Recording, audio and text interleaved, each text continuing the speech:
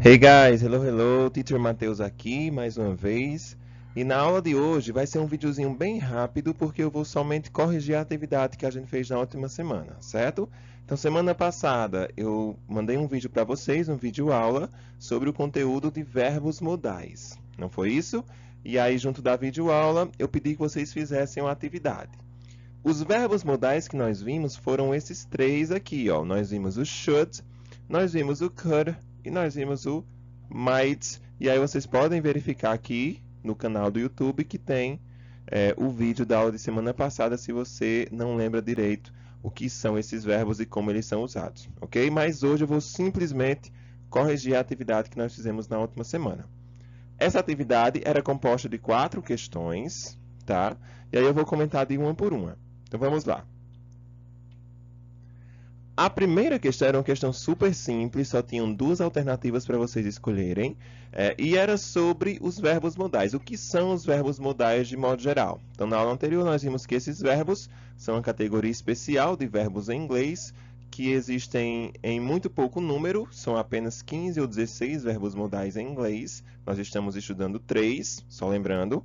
E aí, esses verbos modais, dentre algumas características especiais que eles vão ter, uma delas é uma dessas opções que vocês iriam escolher. Ou eles são os verbos principais de uma sentença, ou eles acompanham outros verbos. E no caso, como a gente viu na última aula, a resposta correta aqui é a B, letra B. Então, o verbo modal ele nunca vai ser usado sozinho, vai ser sempre o verbo modal seguido de outra ação. Então, por exemplo, utilizando um verbo modal que nós vimos na última aula, o should, que é deveria, vai vir sempre deveria fazer alguma coisa. O deveria mais outro verbo, tá? Então, esses verbos modais acompanham outros verbos. No caso da segunda questão, aí nós tínhamos uma questão voltada especificamente ao modal should, que eu falei agora para vocês, que significa deveria fazer algo. Na frase que está aí na questão 2, ó, Annie should do more physical activities, ou seja, Annie deveria fazer mais atividades físicas. Esse deveria vai expressar que ideia? Então, o verbo modal sempre vai expressar algum tipo de ideia, né? No caso do deveria, vai ser necessidade, vai ser conselho, vai ser permissão ou vai ser habilidade. Como nós vimos no último vídeo, should vai expressar uma ideia de conselho. Quando eu digo que alguém deveria fazer algo, eu estou recomendando, estou aconselhando que essa pessoa faça, tá? Então, se eu digo aqui, Annie should do more physical activities, Annie deveria fazer, a ideia que eu passo é uma ideia de que eu estou aconselhando, que eu estou recomendando, beleza? Então, a resposta correta, letra B. Na penúltima questão, nós tínhamos mais uma vez aí uma frase em inglês. Shopaholics could be frustrated and might suffer from lack of self-esteem.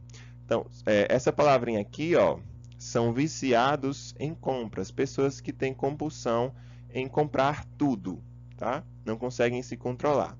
Então, essas pessoas, shopaholics, podem se tornar frustradas e podem sofrer de falta de autoestima. Então, aqui nós temos dois verbos modais. E aí vocês iriam marcar quais verbos modais eram esses. Ora, na questão anterior, nós já vimos o verbo modal que nós estudamos, o primeiro, que era o should. Nessa aqui, nós temos os outros dois verbos modais que nós estudamos também. Se nós já vimos que o should está lá na segunda questão, nessa terceira nós temos o could e nós temos o might. Could e might, ambos significam poderia. Pode acontecer alguma coisa, tá? Logo, no caso aqui, né? Essas pessoas que têm compulsão em compras podem ou poderiam ficar frustradas e sofrer de falta de autoestima.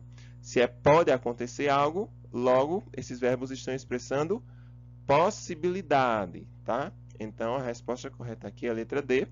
Could e might expressam possibilidade de que algo pode acontecer. E por último, nós tínhamos uma questão, na verdade, sobre aquela nossa primeira aula do mês, que falava de profissões. Vocês iriam simplesmente ler esse texto em inglês, The Evolution of Memes, a evolução dos memes. Tem muitas palavras que parecem com o português, tá? E aí, depois de ler esse título e o texto, vocês iriam identificar aí nomes de profissões em inglês, pelo menos uma profissão. E ali na segunda linha nós temos rapper e nós temos politician. Rapper e politician, um rapper e um político, né? Que poderiam ser opções para vocês colocarem aqui na questão número 4. Beleza, pessoal? Então, nossa aula de inglês é isso. Estudem, revisem as questões, vejam se vocês erraram alguma, corrijam, tá? Para aprender. E nos vemos na próxima aula. Bye, bye.